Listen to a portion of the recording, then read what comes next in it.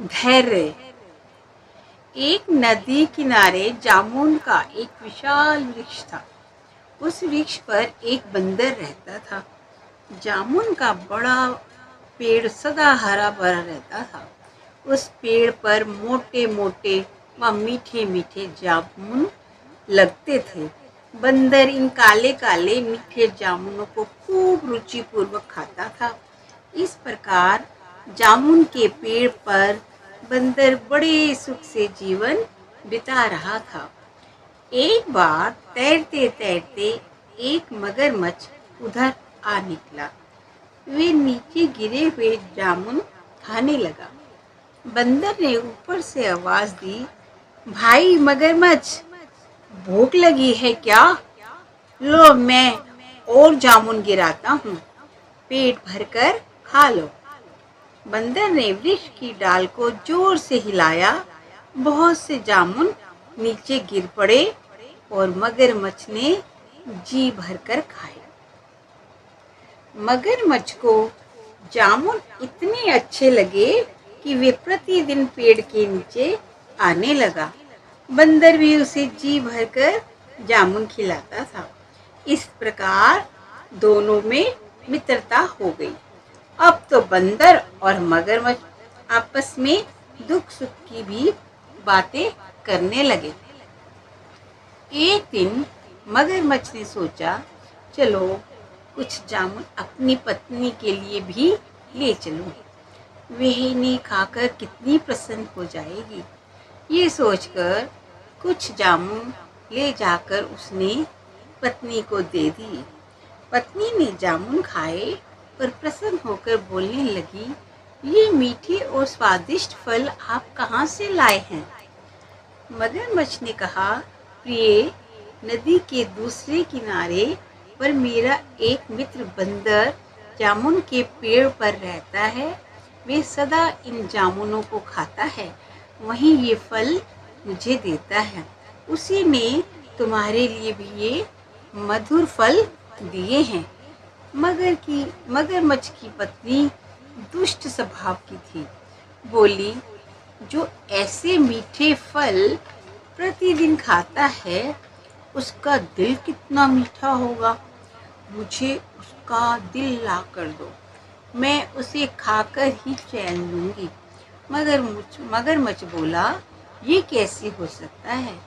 वे तो मेरा मित्र है। भला कोई मित्र का भी दिल खाता है? मैं उसका दिल नहीं लाऊंगा। पत्नी ने कहा, मुझे उसका दिल ला कर दो, नहीं तो मैं भूखी रहकर अपने प्राण त्याग दूंगी। ये कहकर पत्नी जोर जोर से रोने लगी। मगरमच्छ ने सोचा, यदि पत्नी की बात ना मानी तो ये मर जाएगी, तब मेरा गृहस्थ जीवन ही नष्ट हो जाएगा। इसलिए अब तो बंदर का दिल लाना ही होगा। बंदर का दिल किस प्रकार लाया जाए, इसका उपाय सोचता हुआ मगरमच्छ जामुन के पेड़ की ओर चल दिया। रास्ते में उसे एक उपाय सूझ गया। वे प्रसन्न होकर नदी के किनारे आ गया। नदी के किनारे आकर मगरमच्छ जामुन के पेड़ के नीचे पहुंच गया। बंदर ने उसे देखा और पूछा, मित्र, आज देर से क्यों आए हो? मैं तो तुम्हारी ही प्रतीक्षा कर रहा था। मगरमच्छ, मित्र, तुम्हें क्या बताऊं, मेरी पत्नी मुझसे बहुत नाराज है। बंदर, क्यों? मगरमच्छ ने कहा, वे कहती है तुम मित्र से हर रोज मीठे मीठे जामुन लेकर खाते हो, परंतु तुम मित्र को बदले में क्या देते हो? आज तो तुम उसे घर पर लाओ, मैं उसके लिए बढ़िया बढ़िया भोजन तैयार करूंगी।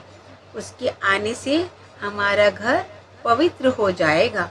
बस इन्हीं बातों में इतनी देर हो गई।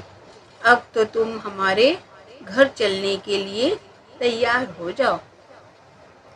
बंदर, तुम तो जल में रहते हो मित्र, भला मैं तुम्हारे घर कैसे जा सकता हूँ?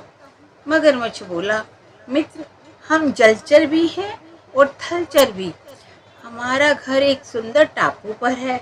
मैं तुम्हें अपनी पीठ पर बैठाकर वहां ले चलूंगा। तुम चिंता मत करो।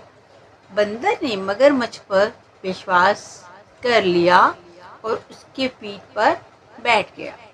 मगरमच्छ उसे बिठाकर दूसरे किनारे की ओर चल दिया।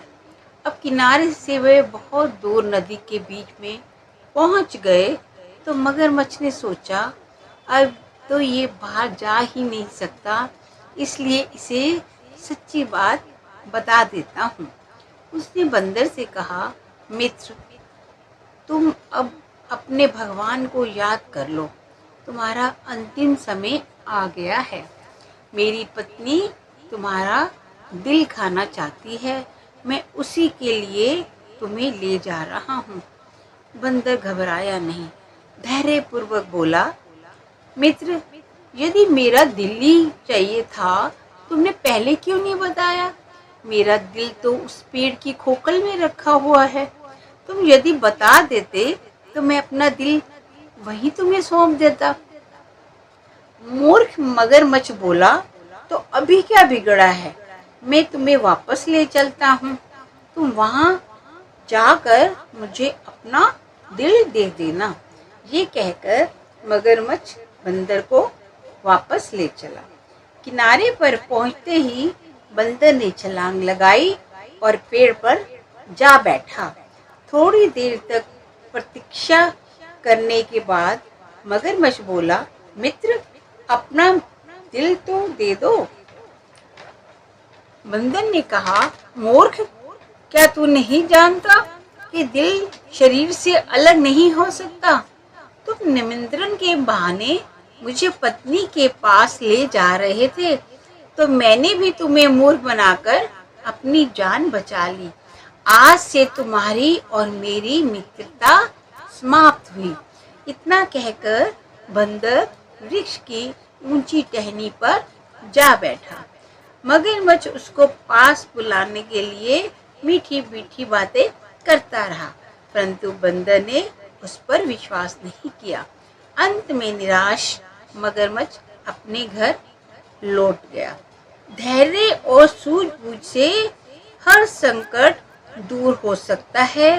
विपत्ति में अच्छे साथी काम आते हैं, परंतु धोखेबाज मित्र का साथ बुरा ही होता है।